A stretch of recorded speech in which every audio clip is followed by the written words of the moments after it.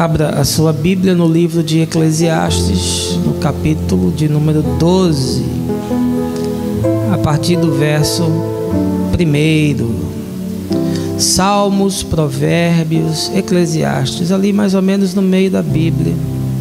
O texto não é projetado no telão para sempre motivar você a trazer consigo a sua Bíblia. Eu vou fazer a leitura na versão King James. Diz assim o texto: lembra-te do teu Criador nos dias da tua mocidade, antes que cheguem os dias difíceis e se aproximem os dias da velhice, em que dirás: não tenho mais satisfação em meus dias. Antes que a luz do sol, da lua e das estrelas percam seu brilho aos teus olhos, e penses que as nuvens carregadas de chuva jamais se afastarão de ti.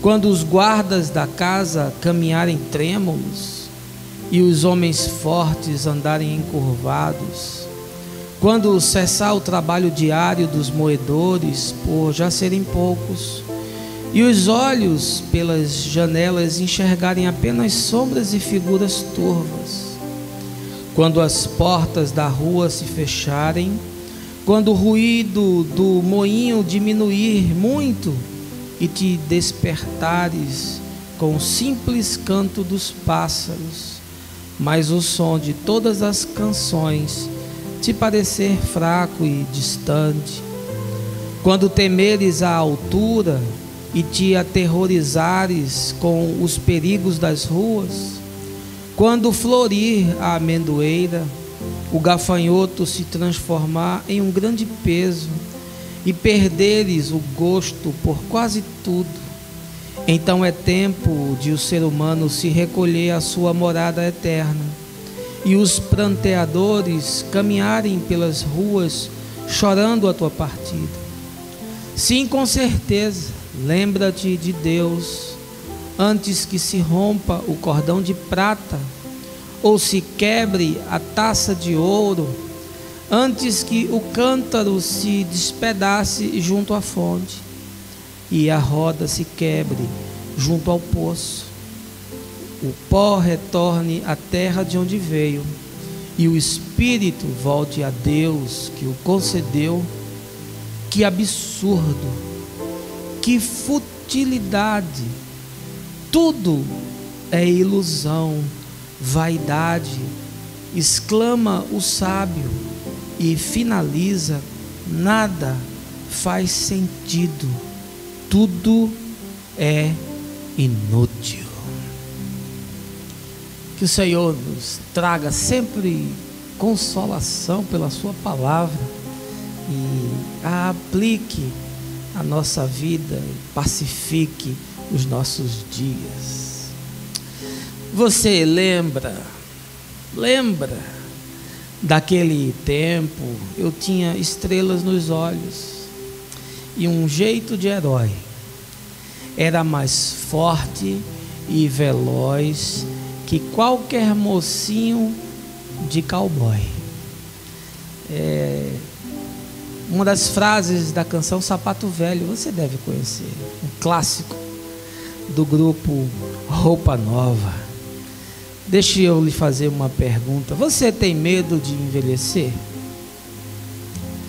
Tem medo de rugas? De cabelos brancos? Tem medo da perda das vontades? Tem medo da perda da coragem? Você tem medo de se arrepender? De achar que não viveu tudo, que não se arriscou bastante, que não viveu o suficiente, que você não provou da vida todos os sabores, todos os aromas?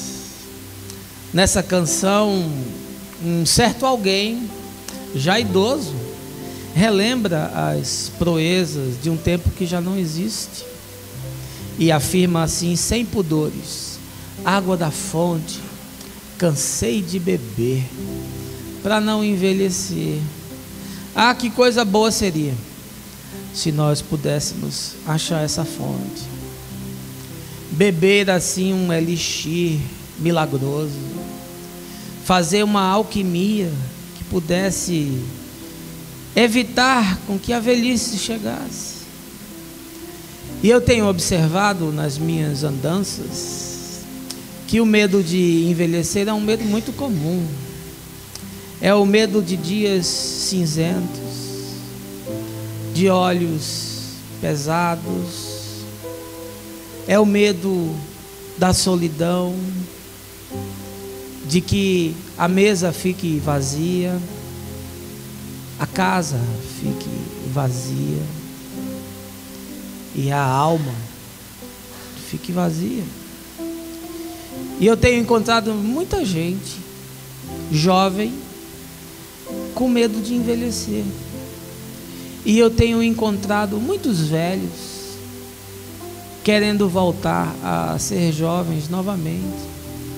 O que é difícil encontrar é gente que se assuma, que se reconheça, que se perceba no seu estado original, que não rechace os fluxos naturais da vida, que não fuja das dinâmicas que são próprias e inerentes a cada estação do existir, e segue o personagem da música tendo que se render ao óbvio, ao incontrolável, e ele diz assim: hoje eu não colho mais as flores de maio, nem sou mais veloz como os heróis. E eu lembrei aqui de Ovídio, poeta romano, que afirma: o tempo é o devorador das coisas, consome tudo. Olha, deixa eu lhe dizer uma coisa essa manhã: não importa a sua idade, você está envelhecendo. Se você passou dos 40, parece que o relógio anda mais rápido. É a famosa crise da meia-idade, é a crise de coluna, é a crise da diabetes, da pressão alta, é crise por todos os lados. E eu fico pensando que de fato a vida parece sim ser bem injusta. Quando a gente acumula uma dose de experiência para poder viver melhor, nos falta forças. É um contrassenso saber que nós acumulamos uma carga de informação que não conseguimos utilizar porque já não somos mais os mesmos. A Escritura Sagrada, nesse texto lindíssimo do Eclesiastes, nos traz os conselhos de um velho quanto a essas questões que envolvem a estação outonal da vida. Mas ao contrário do que talvez muitos imaginem, há vantagens em envelhecer. E essa manhã, utilizando essa sabedoria dos antigos, eu quero refletir sobre como nós podemos e devemos envelhecer com respeito, com dignidade, com proveito da vida. Eu que já estou rumando nessa estrada e que já estou perto dos 50, quero lhe afirmar assim com muita tranquilidade que eu sou como um sapato velho, mas eu ainda sirvo, se você quiser. Basta você me calçar, que eu aqueço o frio dos seus pés. Baixe a sua cabeça, feche os seus olhos, eu quero orar com você. Pai, nesse tempo difícil que nós vivemos, onde os jovens querem evitar a velhice a todo custo, e onde os velhos querem voltar a ser jovens a qualquer preço, nesse tempo onde nós fugimos dos ditames da vida, das realidades que são prementes e inevitáveis, nesse tempo, Senhor, onde se valoriza tanto a aparência em detrimento dos conteúdos. Eu quero te pedir que nessa reflexão, essa manhã, tu nos tragas a consciência, a tua palavra nos faça bem ao coração, apazigue os nossos conflitos e nos instigue, nos motive para um caminhar consequente, proveitoso na vida. É o que eu te peço, Senhor, no nome de Jesus. Amém. Meus irmãos, o livro de Eclesiastes, do grego, o pregador, porque o Eclesiastes vem da palavra eclesia, ajuntamento, a mesma palavra assembleia que é usada para a igreja. E aqui, nessa expressão, ele é usado como alguém que está falando com uma assembleia, com um grupo de pessoas. Ele está relatando como um sábio que se tornou, os dilemas de existir, e faz isso de forma crua, cortante, num texto maravilhoso de 12 capítulos que eu lhe desafio a ler. Vai lhe fazer muito bem, no instante você pode realizar essa tarefa. É um texto escrito há 3.000 anos atrás, mas curiosamente ele revela muitos dramas que eu e você enfrentamos todos os dias. O que me chama a atenção e me leva a pensar que esses conflitos humanos são arquetipias, ou seja, eles existem a despeito de qualquer tempo ou de qualquer sociedade, porque eles se manifestam de forma singular no caminhar de cada um de nós. Esse sábio do Eclesiastes, depois de olhar para a vida de todos os ângulos, depois de experimentar todas as possibilidades, já velho, quem sabe cheio de rugas e cheio de dores, ele nos chama a uma reflexão muito realista e até talvez fatalista. Eu quero lhe fazer uma pergunta essa manhã. Você tem medo de envelhecer? Tem medo que o tempo passe e a vida assim escorra pelos seus dedos?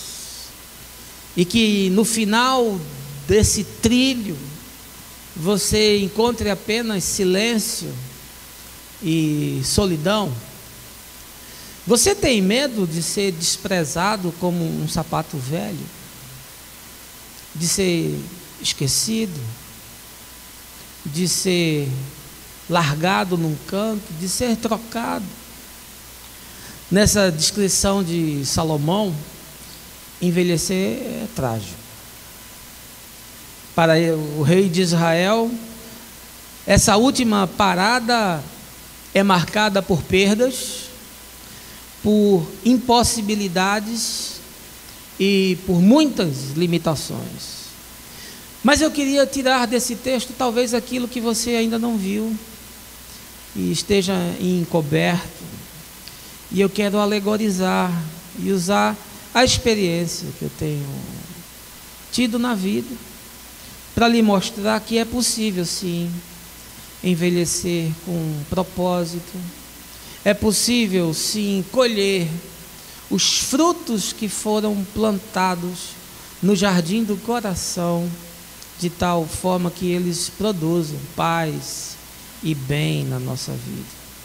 Esse é um texto aparentemente amargo e cheio de sentenças assim inexcusáveis, mas eu também enxergo ele cheio de enfeites e de doçuras, como se fosse festa de criança. Não é um texto para ser interpretado na sua linearidade expositiva, porque ele faz parte dos escritos de sabedoria, usa uma linguagem poética, é encharcado de alegorias, de metáforas, e aí não dá para você ser cartesiano, letrista, porque se você fizer assim, o desfecho é trágico. Existir se resumirá a ser absurdo. Aliás, ele diz isso no verso 8: que futilidade, tudo é vaidade, e finaliza: nada faz sentido. Começa o texto dizendo: olha, vai chegar um tempo na existência em que os dias não vão lhe causar prazer.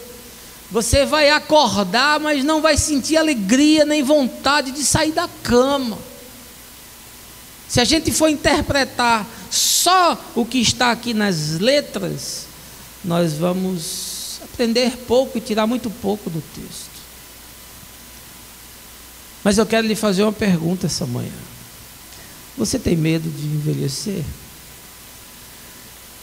Está sentindo que a vida está acelerando e ainda tem tanta coisa para você fazer, e por conta disso um texto como esse lhe traz desconfortos, lhe provoca náuseas na alma?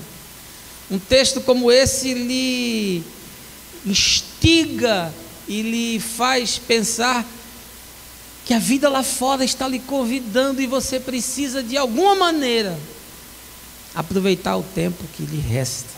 Eu creio muito que esse convite de Salomão, para nós nos lembrarmos de Deus, faz uma bifurcação na exegese desse texto, e ele nos permite alterar a trama do drama, e vai nos levar essa manhã a perceber que há um outro destino para o homem debaixo do sol. Eu quero repartir com você 5 conselhos para você que está nessa estrada da existência com um sapato velho, que se desgastou, sim, é verdade, mas que ainda tem muita serventia, que é capaz de aquecer os pés daqueles que vão e vêm, que estão ao seu redor e passam pela sua vida. Se você quiser acompanhar, eu vou usar a escritura o tempo inteiro. Você pode estar aí com a sua Bíblia aberta. O primeiro conselho que eu quero lhe dar, na verdade nem sou eu que lhe dou, é Salomão. Eu estou apenas ressignificando o texto. Mas o primeiro conselho que eu quero lhe dar, se você deseja, já de agora, independente de qual seja a sua idade,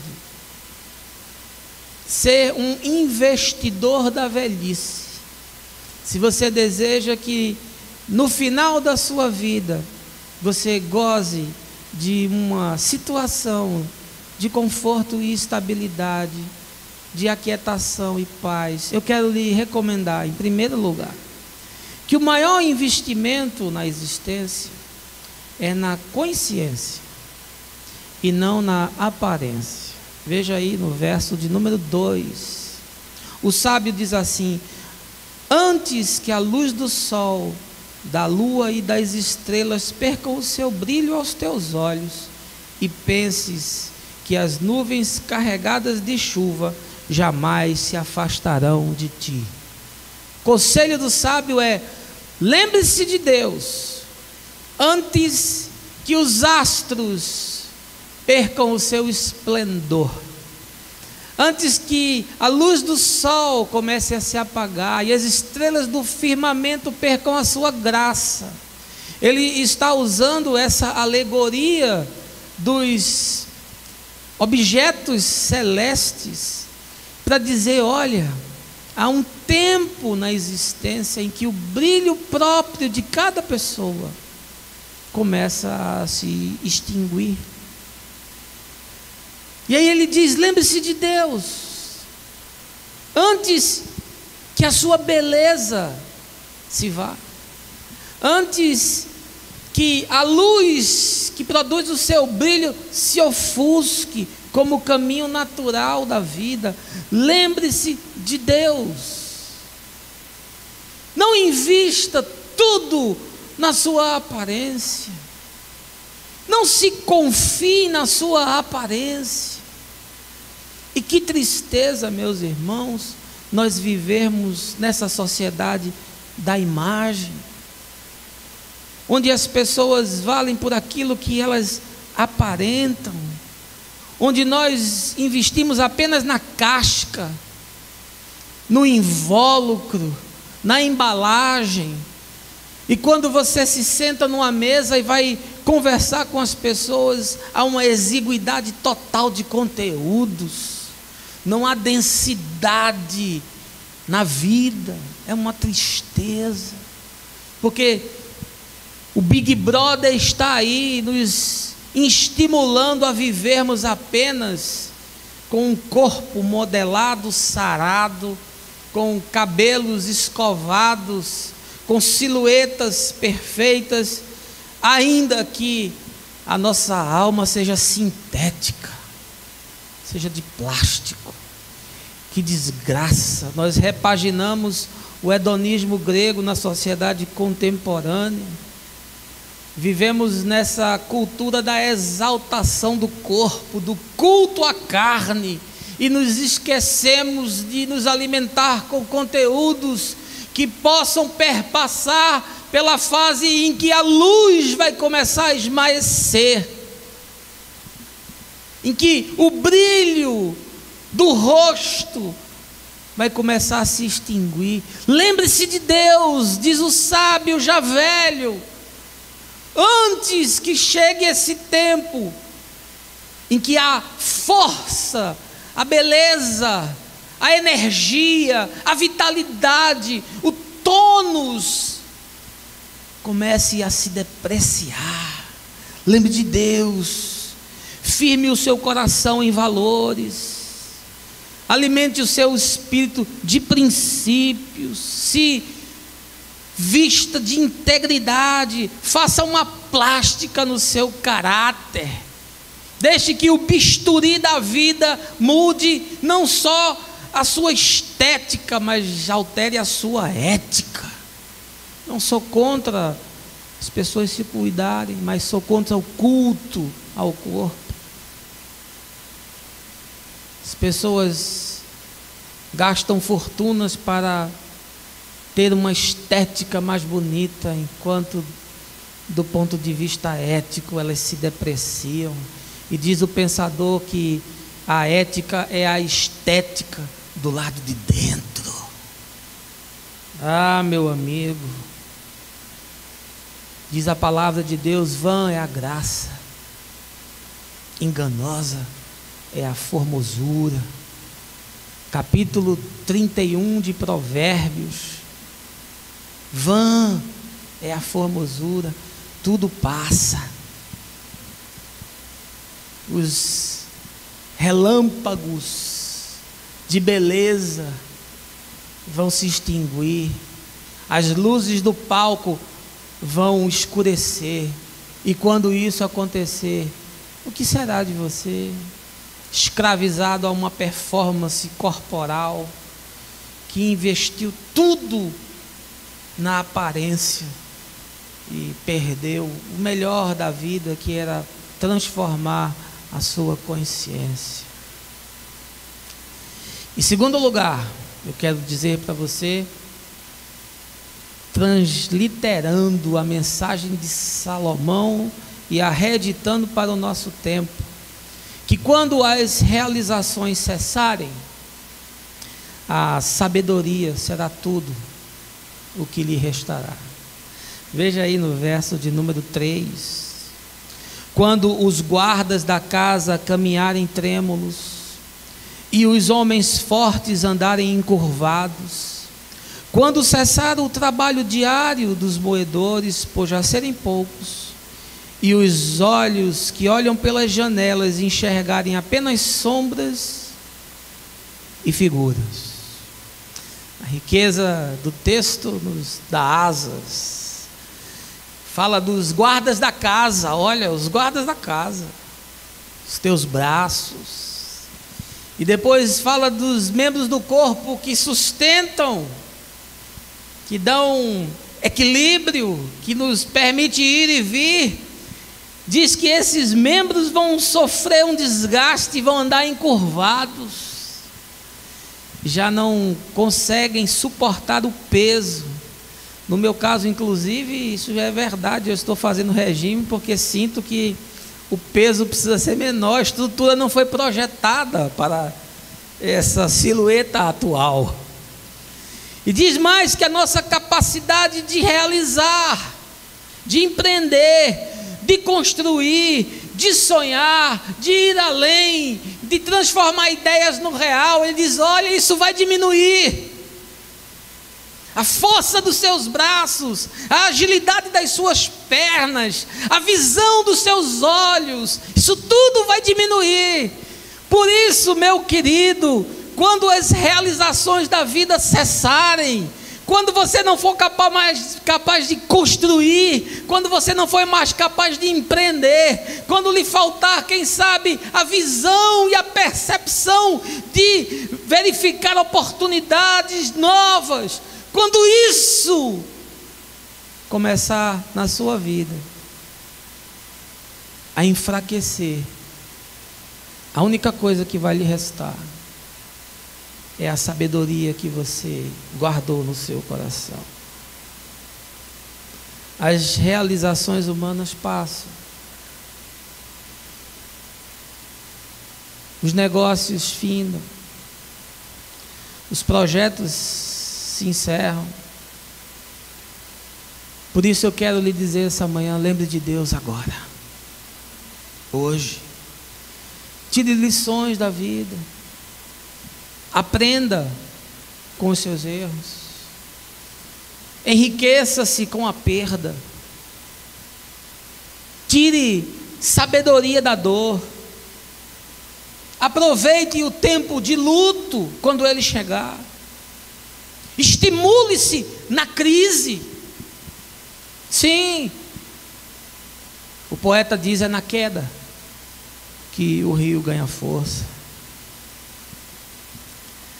Salomão começa esse livro dizendo que foi um homem dado a muitos projetos e empreendimentos. Disse que construiu palácios, fez aquedutos, ergueu edifícios. Era um homem que tinha muitos recursos financeiros, fazia investimentos, aplicava em ações, tornou-se um latifundiário, criou rebanhos, era um mega empreendedor, tinha muitos trabalhadores que estavam debaixo das suas ordens. O texto fala de servos e servas, realizações sem fim, mas diz ainda que, a despeito de tudo isso, no capítulo 2, perseverou comigo a minha sabedoria. Eu acho maravilhoso esse texto, porque vai chegar um momento na vida, meus irmãos, que você não vai ter mais força, que os seus braços não vão ter a energia que tem hoje, que as suas pernas não lhe darão a autonomia que você tem hoje. Chegará um tempo que você não vai dirigir mais. Chegará um tempo que os deslocamentos, mesmo curtos, lhe serão muito pesados. Chegará um tempo em que as ideias parecem que vão se tornar mais escassas. Os seus olhos não vão mais perceber as chances, as oportunidades. Chegará um dia em que a sua capacidade de planejar, de executar, vai estar comprometida. E tudo o que vai lhe restar terá sido a sabedoria com a qual você viveu. Como eu vejo as pessoas evitando situações difíceis. Ninguém quer lidar com os dramas que são inerentes à vida. As pessoas querem evitar a todo custo qualquer circunstância que lhe produza dor. E ficam num movimento de escusa. Qualquer coisa que lhe traga desconforto é motivo para você se dopar com um ansiolítico, para você se confortar com um comprimido, porque você não pode viver nenhuma circunstância desagradável. Somos essa geração da pílula, precisamos estar o tempo todo anestesiados. Quanta oportunidade existe na crise, quantos casais poderiam ser muito melhores se tirassem das experiências duras e espinhosas que viveram sabedoria relacional. Quantos pais poderiam aprender com as dores dos seus filhos, com as quedas dos seus filhos. Às vezes os dramas dos filhos são para tornar melhor os pais, mas nós evitamos. Mas eu quero lhe dizer uma coisa essa manhã, meu irmão: você não é o super-homem, você não é a Mulher Maravilha, você é de osso, você não é de aço. A sua capacidade vai diminuir. Quantos eu vejo que se tornaram amargos, porque ficam ruminando a palha dos dias, e ficam se lamentando porque houve um tempo em que eu podia fazer isso, houve uma época que eu era tão empreendedor, e eu construí tantas coisas, e eu levantei tantos castelos, e eu edifiquei tantas torres, mas por que agora não é mais assim? Porque, e se lamentam, e ficam se revolvendo nessa amargura, e nunca saem dessa roda de moinho, que vai destruindo o coração, que vai levando o sujeito a se deprimir, a entrar na caverna, a se fechar em si mesmo, a receber da vida aquilo que de pior a vida oferece. Olha, meu irmão, por favor, não faça isso. A vida passa, e os seus feitos ficam para trás. Se entenda e se perceba como alguém limitado. Não se deprima porque na sua parede estão lá pendurados os seus diplomas, ou quem sabe no seu escritório as suas placas. Não se sinta triste porque há uma mala cheia de recortes de revistas, de jornais onde você aparecia, onde você era citado, e agora você está privado de todas essas coisas. Há um tempo onde toda obra cessa, onde todos os empreendimentos cessam, e a única coisa que vai restar é a sua sabedoria, são as experiências que você guardou, são os processos que se construíram dentro de você a partir do que você existencializou. Essa será a sua única herança. Como eu vejo gente de meia idade cometendo todo tipo de equívoco e de loucura, querendo reeditar uma história que já passou, querendo viver uma estação que já findou, e aí vão acabando com tudo, vão destruindo às vezes relacionamentos de anos. A Escritura diz: lembra da mulher da tua juventude, tua companheira, tua amiga, que viveu com você os dias mais difíceis, que chorou ao seu lado. Como eu vejo homens de 40, de 45, de 50, trocando as esposas de semelhante idade por meninas de 20, de 25. Eu não tenho nada contra as meninas de 25, desde que elas namorem garotos de 25. Há exceções, sim. Uma pessoa mais velha pode se apaixonar por uma mais nova? Pode.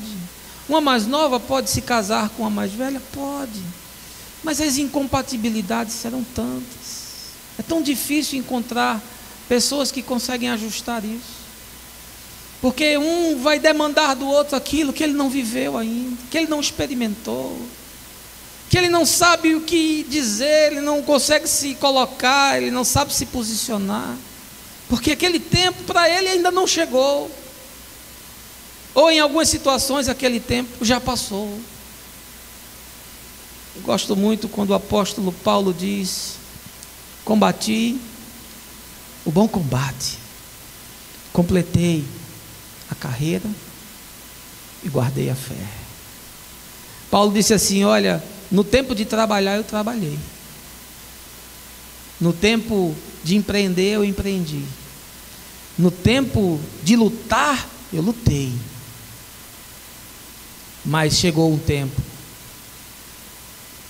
E eu reconheço em que a carreira foi completada, os empreendimentos cessaram, as lutas findaram, e tudo que me restou foi guardar a minha fé.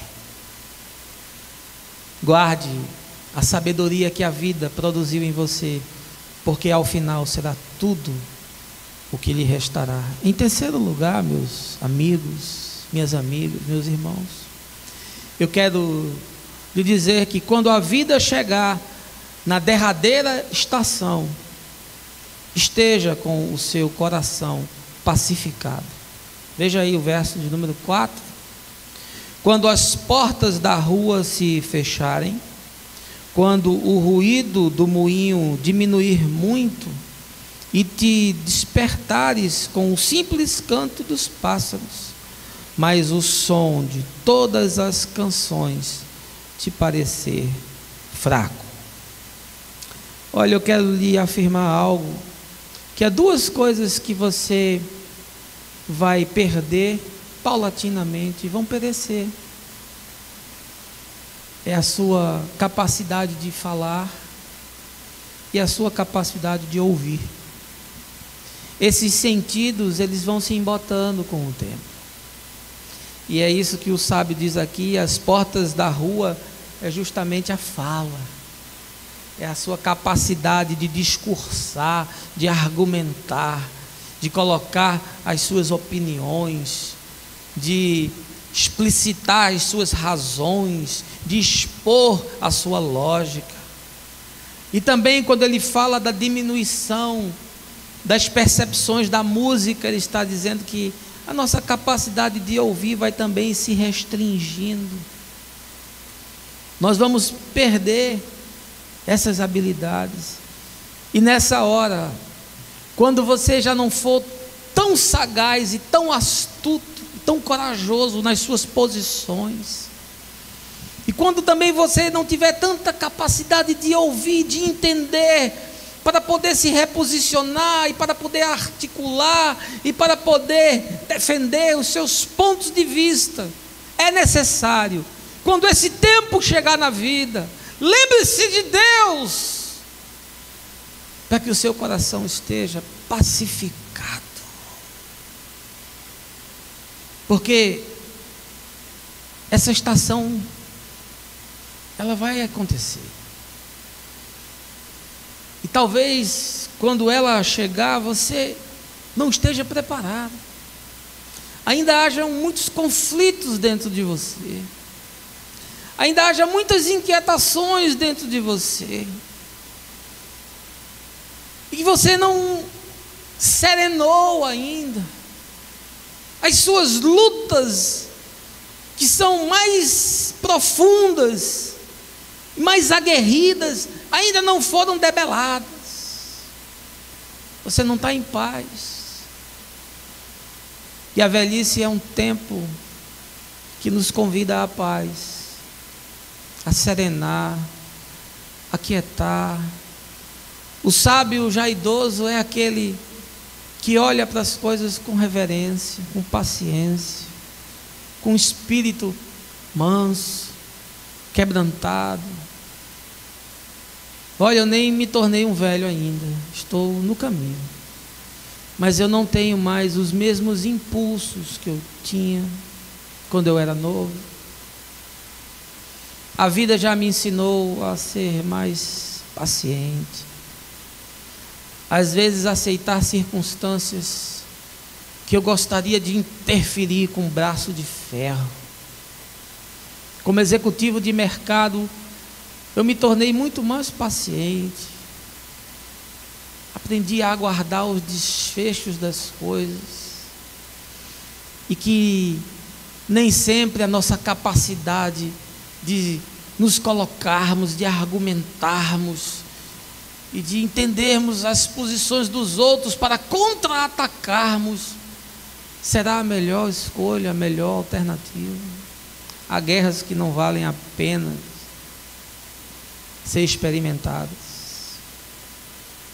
Eu quero lhe dizer que há sim algumas circunstâncias da velhice em que você vai precisar estar com o seu coração pacificado para poder suportar. Às vezes você já está numa certa idade, está tendo que trabalhar num local, tendo que viver dentro de uma organização, dentro de uma companhia, e você não é tratado com o respeito que você merece, você não é tratado com a dignidade a qual fez jus, você não é reconhecido pela sua experiência, os seus cabelos brancos não impõem respeito.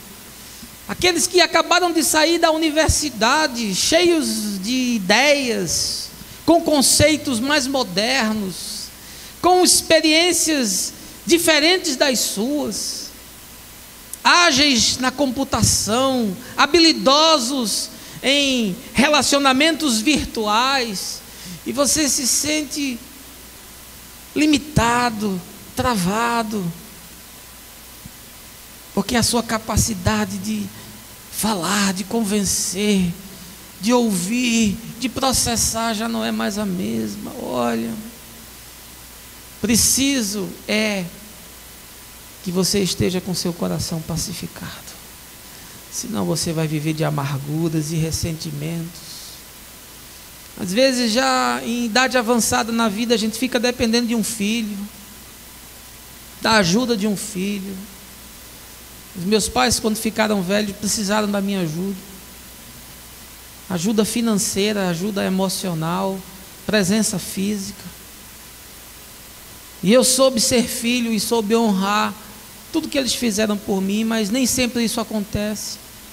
Às vezes os nossos filhos são ingratos, às vezes eles são altivos, às vezes eles nos tratam como um sapato velho, jogado, esquecido.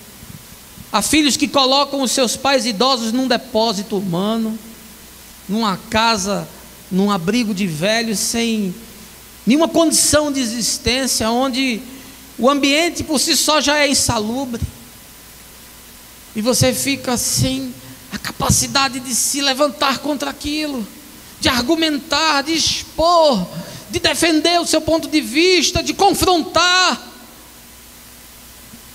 porque as suas habilidades já não são mais as mesmas, e é nesse momento da vida em que o coração tem que estar pacificado. Não podem mais haver conflitos dentro de você.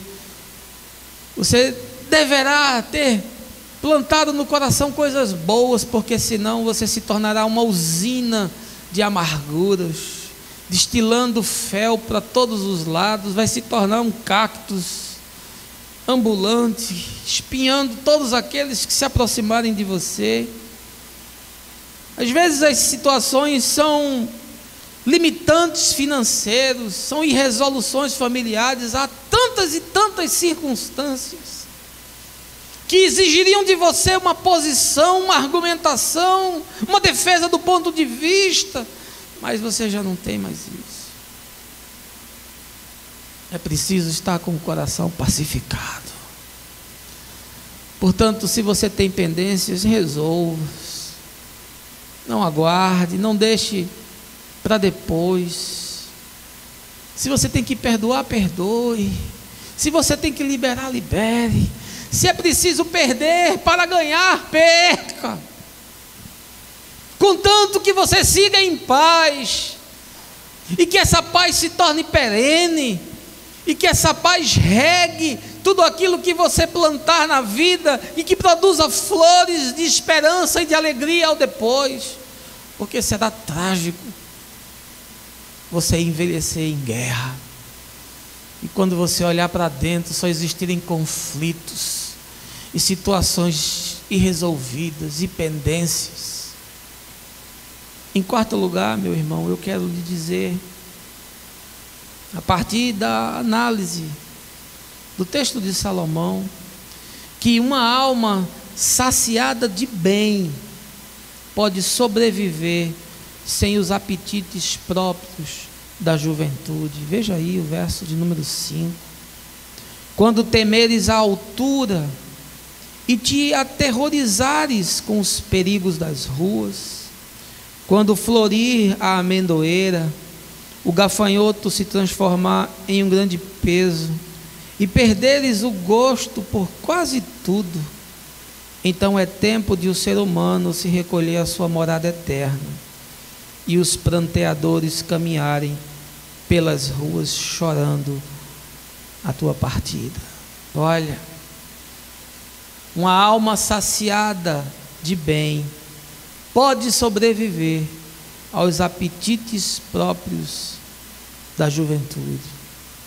E quais são esses apetites? Na juventude a gente se arrisca.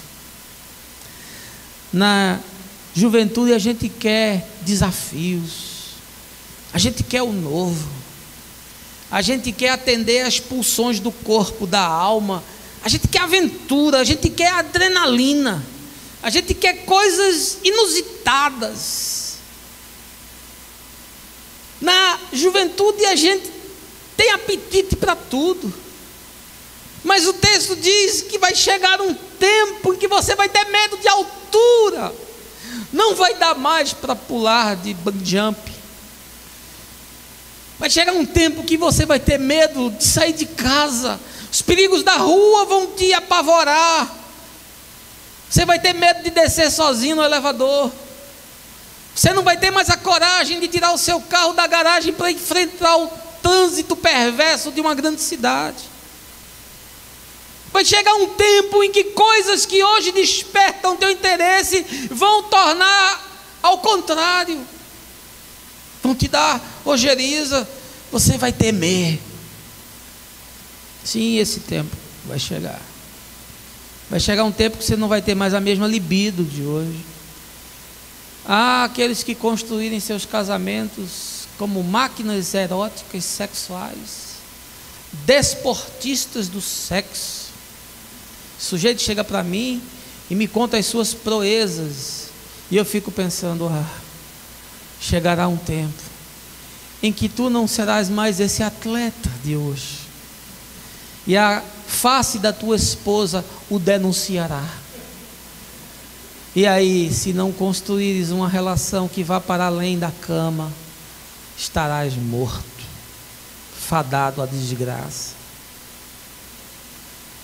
Sim, isso vai esmaecer. Você não vai ter mais a mesma disposição de correr, você não vai ter mais a mesma disposição de comer, você não vai ter mais os apetites que são próprios da juventude.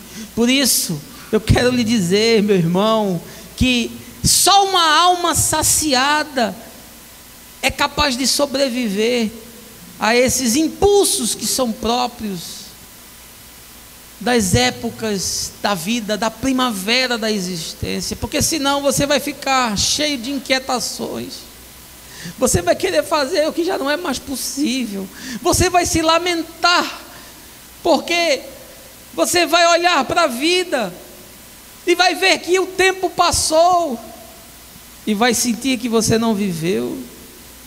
Lembre de Deus agora, porque senão a sua alma vai viver inquieta, você vai estar insatisfeito, você vai estar inconformado, você vai estar irresoluto, você vai estar iracundo,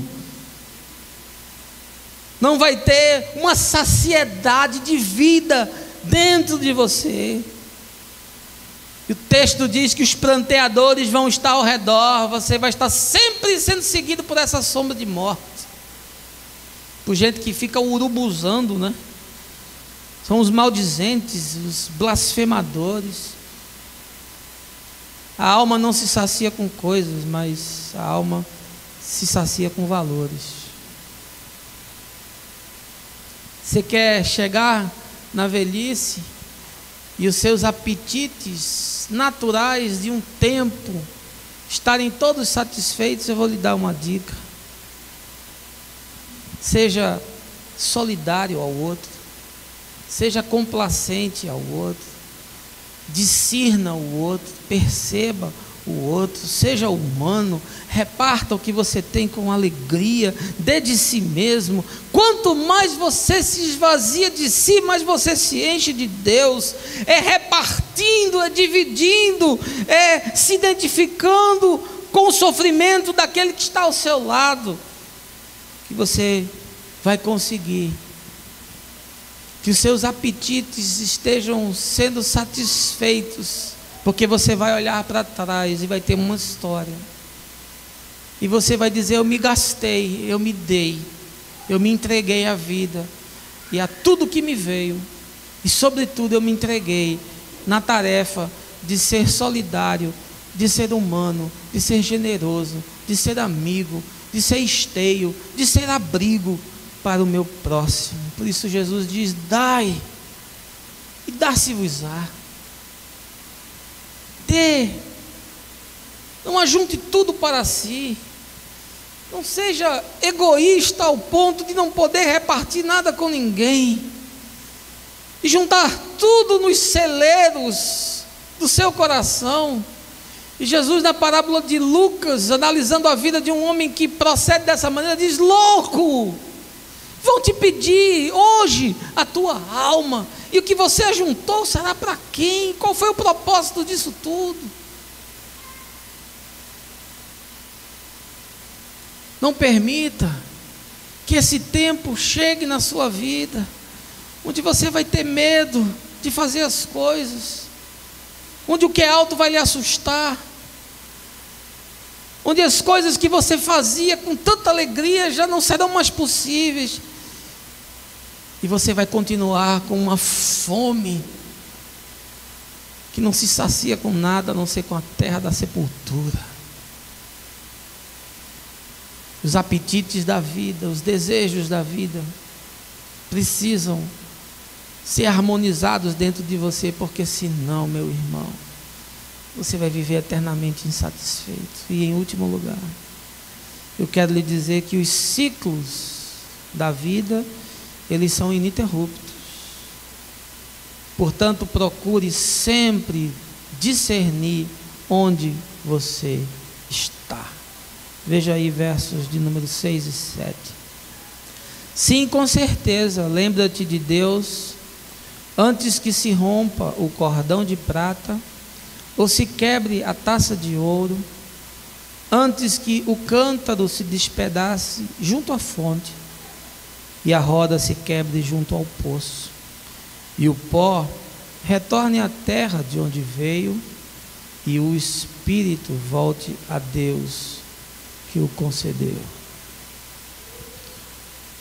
Entre o pó da terra que ganhou vida e o espírito que retorna a Deus, entre o nascimento e a morte, estão os ciclos da existência, as estações da vida, e você precisa discernir em qual estação você está, sobre o risco de estar vivendo uma estação querendo viver em outra. Nem você deve antecipar estações que não chegaram, nem você deve recordar de forma saudosista e se lamentar por estações que já se foram. Eis o grande drama da vida, a gente não conseguir viver o hoje. Carpe diem, aproveite o dia, você só tem o agora. E o sujeito sofre porque não dá mais para ser feliz ontem, e se angustia porque não consegue ser feliz amanhã, e não discerne a estação na qual está. E aqui ele usa 4 elementos que eu quero alegorizar. Existem outras interpretações, mas eu acho que são de uma ficção tal, que não me dou ao desplante de trazer, mas eu percebo 4 coisas aqui. Ele usa 4 elementos: cordão de prata, a taça de ouro, o cântaro de barro e a roda de moinho. E parece que para mim eles representam estações da vida. O cordão de prata me fala de um momento na vida onde nós estamos buscando bens, e onde nós estamos juntando recursos. Sim, e isso é próprio da vida. Há um tempo em que você tem que realmente correr, trabalhar. Há um tempo em que você tem que juntar o que lhe for possível. Se lhe for possível fazer uma previdência, faça. Se lhe for possível ter uma poupança, tenha. Ainda que seja para que no futuro, quando talvez a sua capacidade de ganho diminua, você possa abençoar outros com aquilo que você juntou. Não é para você juntar e morrer com dinheiro no banco, não. Para deixar para os filhos um patrimônio. Mais do que um patrimônio, deixe para os seus filhos valores. Deixe princípios. Deixe para ele uma casa onde ele possa crescer com equilíbrio. Equilíbrio emocional, equilíbrio espiritual. Promova isso para ele. Ele quer isso muito mais do que um apartamento, do que um carro, do que uma fazenda. Há um momento em que você deve, sim, obter recursos. E se puder ter alguns bens, tenha. Isso não é pecado. Mas é uma estação da vida. Ninguém deve viver em função disso. Depois o sábio fala da taça de ouro. E a taça de ouro me lembra de festa. A taça de ouro me lembra de alegria. A taça de ouro me lembra que há um momento na vida em que é legítimo a gente ter prazer. Sim, a alma precisa de prazer, como precisa de quietude.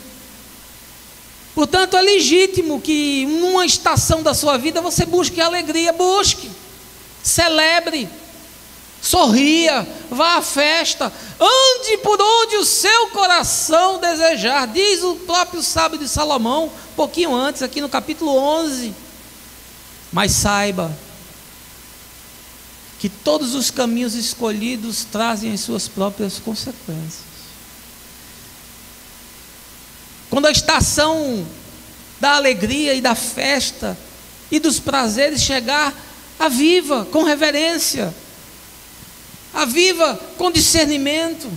É a taça de ouro. Aproveite esses dias, porque eles não são eternos. Aproveite o momento da festa, da alegria, do riso, do contentamento, porque eles não duram para sempre. Porque felicidade tem fim. Tristeza não, tristeza é que dura. Já diz o poeta.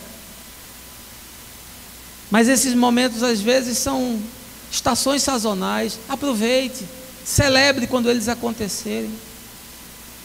Não se torne um religioso castrado, impossibilitado de qualquer tipo de prazer ou de alegria. Uma religião que lhe impermeabilizou para a vida, que não lhe permite fazer nada. Você vive todo robotizado pela neurose das regras pseudoéticas e morais da igreja. Não. Faça as coisas com equilíbrio, com discernimento, com bom senso. Mas discirna qual é a estação, para você não ficar um velho querendo fazer coisas de adolescente. Será ridículo. Não será mais possível. Aquela estação já passou. Depois ele fala do cântaro de barro. E o cântaro de barro fala daquele que tem que todo dia ir buscar a água para sobreviver. Tem que ir lá na fonte pegar a água para beber, para se saciar. Portanto, há uma etapa na vida em que você vai estar arregimentado nessa tarefa rotineira e às vezes cansativa de sobreviver. Não misture as estações. Na época de você sobreviver e de você se lançar e de estudar e de trabalhar e de investir, faça isso, porque talvez ao depois você não vai ter a mesma energia. Gaste os seus esforços de sobrevivência enquanto você pode. E minha mulher teve uma carreira profissional brilhante. Eu a conheço desde que ela era do 2º ano científico. E ela foi galgando espaços, trabalhou muito, viajava para lugares distantes para dar aula, depois foi fazer pós, depois foi fazer mestrado, depois foi fazer doutorado, tentando equalizar tudo, dando aula a 16 turmas, com criança pequena, e ela foi, agora não dá, eu quero me dedicar a Gabriela, e foi adiando algumas coisas, e foi vendo as amigas passando na frente, e as amigas foram concursadas e entraram na universidade, e ela continuava no segmento privado, porque priorizou algumas coisas antes de outras. Ela foi discernindo as estações, mas chegou o dia, chegou o momento em que ela foi aprovada no concurso da Universidade Federal, e agora é funcionária federal, e a carga de trabalho é muito menor, e o nível relacional é muito melhor, e nem chegou aos 45 anos de idade, já está colhendo os frutos do esforço de uma vida, porque houve um momento em que ela investiu, em que ela se dedicou, em que ela trabalhou, se qualificou. Discirna qual é a estação que você tem que viver. E a última alegoria que ele usa aqui é a roda de moinho. A roda de moinho fala da utilização dos recursos para produzir energia, ou seja, são as realizações do trabalho humano. Discirna, há uma época em que as suas realizações têm que trazer resultados. Há uma época em que o seu trabalho tem que produzir desdobramentos. Há um tempo de investir. Há um tempo de você estagiar. Há um tempo de você trabalhar por pouco. Há um tempo de você não estar no melhor lugar, mas você está acumulando experiência. Mas também chega uma estação onde é mistério, onde é imprescindível que você colha os frutos do seu trabalho. As realizações humanas, elas são necessárias. Isso vai saciar também a sua alma e os seus desejos. É preciso que você se satisfaça na sua profissão. É legítimo. Discirna onde é que você está.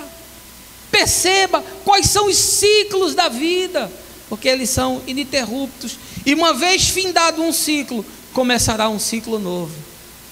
E como eu vejo pessoas sem conseguirem se enquadrar nos ciclos, sem entenderem, sem discernirem em que momento da vida estão, sem perceberem a singularidade de cada momento, e ficam desencaixados, e ficam tentando viver uma circunstância que já não cabe mais, ou ficam tentando antecipar fatos que ainda não são próprios daquela estação. A fruta só deve ser comida quando está madura. Não coma verde, vai fazer mal. E não coma podre, vai fazer mal. Mas o curioso de tudo isso é que esses elementos todos que o sábio cita são frágeis. Tudo é muito frágil. O cântaro que se quebra junto à fonte, a taça que cai da mesa e se arrebenta, o cordão de prata, que é um metal de liga leve. A prata é o metal, ou um dos metais de liga mais frágil. E a velha roda de moinho de madeira que está se despedaçando junto ao poço. E ele está lhe dizendo: aproveite o que cada estação da vida traz, porque depois daquela estação aquilo vai se perder. Viva aquela estação, porque depois não será mais possível. Aquilo vai se quebrar. Aquilo vai cair no chão dos dias e vai se esmigalhar. Viva, aproveite, tire o melhor que você pode. Discirna cada estação, brinque com seus filhos, faça viagens, vá a uma festa, vá para a praia, vá para o campo. Entenda qual é cada momento, se debruce sobre os livros, se esforce, vire noite trabalhando, se entregue a uma causa. Cada coisa na vida tem a sua estação própria. Compre o seu imóvel, guarde alguns recursos, tudo é legítimo, se for feito de forma equilibrada e sábia, vai lhe proporcionar muita paz e muito bem na vida. Mas saiba que todos esses ciclos, eles se acabam, eles se esfarelam. Por isso eles precisam ser aproveitados no momento certo, para que você depois não queira viver aquilo que já não é mais possível. Eu queria concluir lhe falando de uma história. Conta-se que num reino distante, o rei era muito perverso, muito duro, desumano. E nesse reino havia um sábio. E esse sábio sempre se contrapunha aos desmandos do rei. Era como um profeta denunciando a injustiça, a calamidade, o abuso, o descaso. E os moradores daquele lugar tinham por aquele homem uma consideração, eles o respeitavam muito. Ele era benquisto e era admirado de todos, porque já era um homem velho, de cabelos esbranquiçados, carregando no seu olhar as marcas do tempo, mas sobretudo a sua alma estava encharcada de sabedoria, de graça, de misericórdia. E um certo dia o rei, tramando em seu coração, disse: eu vou matar esse sábio. Ele já passou de todos os limites. E armou uma cilada. E desafiou o sábio diante de todo o povo e disse: olha, eu vou desmascarar esse sábio. Vocês vão ver que ele não é assim tão sábio quanto parece. Na verdade, ele é um embusteiro. Na verdade, ele é um mentiroso. E chamou o sábio na praça pública e disse: sábio, se tu és mesmo sábio, dize-me, esse passarinho que está nas minhas mãos está vivo ou está morto? Ele tinha um pequeno passarinho nas mãos e só a cabeça do passarinho estava do lado de fora. O corpo estava dentro das suas mãos. E ele pensava consigo mesmo: se ele disser que está vivo, eu comprimo a minha mão e o mato. Vou abrir a mão e deixo que ele caia morto ao chão, e todos verão que ele é uma farsa. Se ele disser que está morto, eu abro a mão e deixo o pássaro voar e surpreender a todos os presentes. Portanto, ele não tem alternativa. Dizendo que está vivo ou dizendo que está morto, o destino do sábio será o mesmo. Mas aquele homem era um homem calejado, era um homem que tinha vivido todos os ciclos, todas as estações da vida. E ele deu uma resposta desconcertante. Olhou para o rei e disse: ó rei, o destino do pássaro está nas tuas mãos. Eu quero lhe trazer uma palavra de Deus essa manhã. O seu destino está nas suas mãos. Deus pode intervir quando Ele quiser na sua história. Ele é soberano. Deus não tem que lhe dar satisfações se resolver fazer alguma coisa. Nós já vimos na nossa vida, eu e Fabiana, Deus intervir de forma extraordinária. Mas eu não sei por que Ele interviu. Eu só sei para que Ele interviu. Hoje, quando olho para trás, compreendo. René Kivitz disse uma frase recentemente que eu achei muito bonita. Ele disse assim: Deus quase nunca intervém, mas sempre interpela. Eu gosto muito dessa exegese que torna Deus menos intervencionista. Eu não gosto desse Deus da igreja que fica marionetando as pessoas.